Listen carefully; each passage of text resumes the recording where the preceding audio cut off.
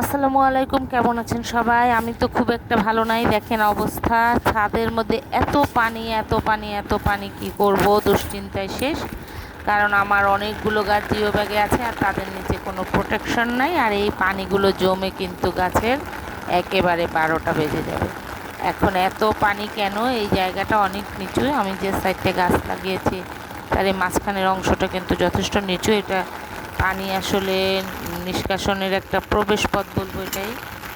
তো যাই হোক, আমি তো ছাঁকনিগুলো সবসময় পরিষ্কার রাখি এবং এক দুদিন পর পরই ঝাড়ু দেই, কিন্তু কি অবস্থা দেখা যাক এখানে কিছু আছে কিনা। যদিও একটা পাতা ভাসছে, কিন্তু সেটা কিন্তু ছাঁকনি থেকে দূরে অনেক। এখানে তেমন কিছুই নাই, এখান থেকে যাচ্ছে পানি ভালোই। এই ছাঁকনিটা কিন্তু পরিষ্কারই আছে, এখান থেকে কিন্তু পানি নিষ্কাশন হচ্ছে ভালোই।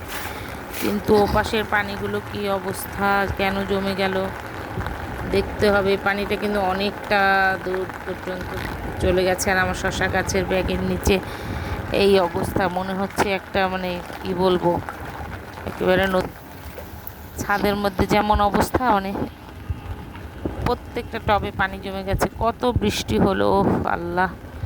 এখন এই গাছগুলো বাঁচবে কিনা একমাত্র আল্লাহই ভালো জানে। যেহেতু নতুন বাগান, গাছগুলো অনেক ছোট, গাছের শিকড়ও খুব বেশি মজবুত না, এরা শক্তিশালী না। টমেটো গাছগুলো নিয়ে খুব দুশ্চিন্তার মধ্যে আছে। শসা গাছ, টমেটো গাছ, লাউ গাছ, সিম গাছ, এগুলো খুবই নরম নরম শিকড়। এগুলো কি জানি কি অবস্থা হয় এই অতিবৃষ্টিতে। এই জন্যই বোধহয় লোকে বলে অতিরিক্ত কোনো কিছুই ভালো নয়। এত বৃষ্টি যা একেবারে গাছের জন্য এখন অসহ্যকর হয়ে যাচ্ছে। আর এতে কিন্তু অতিবৃষ্টিতে গাছ, প্রত্যেকটা টবের কিন্তু পুষ্টিগুণ যেগুলো, সেগুলো কিন্তু পানিতে ধুয়ে ধুয়ে চলে যাচ্ছে। এই যে দেখেন কতটা পানি। এখন আমি অন্য অন্য ছাঁকনিগুলো একটু খুঁজে দেখব কেন এরকম হচ্ছে, কোথায় কি হচ্ছে। কতটা পানি দেখেন, আমার পুরো জুতো ভিজে গেছে। কিন্তু আমাদের এখানে কিন্তু পানি নিষ্কাশন ব্যবস্থা অনেক সুন্দর। কেন যে এতটা পানি জমে গেছে, নিশ্চয়ই ছাঁকনিগুলো কিছু কিছুতে ময়লা টয়লা আটকে আছে, এটা খুঁজে বের করতে হবে এখন। ওখানে একটা ছাঁকনি আছে, এটা একটু দেখি কি অবস্থা। এই যে দেখেন মুখের মধ্যে কতগুলো ময়লা জমে আছে। এই যে এটা সরাই দেওয়ার পরে এখন খুব খুব দ্রুত পানিটা নেমে যাচ্ছে। এই যে এখান থেকে এখন কিন্তু খুব দ্রুত চলে যাচ্ছে পানিটা। অন্যদিকে কি আছে দেখি তো, অন্যদিকের ছাঁকনিগুলোও খুঁজে বের করতে হবে।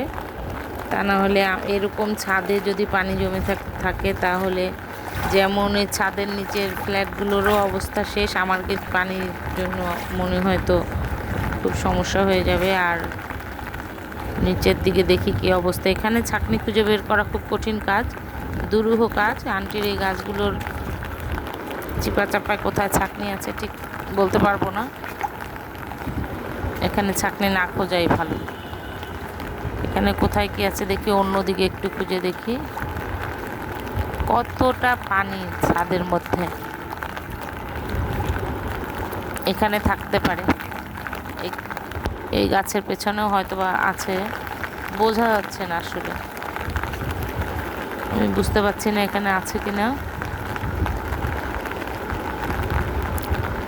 একেবারে সব টবগুলো নিচের থেকে কিন্তু এগুলোও কিন্তু শিকড় পচে যাবে। এরকম যদি একটা দিন থাকতে পারে জলবদ্ধ, তাহলে এই শেষ সব গাছ। এখানে একটা ছাঁকনি আছে, দেখি এটার কি অবস্থা। এই যে এইটার মধ্যে কিন্তু অনেক ময়লা জমে আছে, এই ছাঁকনিটা পরিষ্কার করে দিতে পারলে।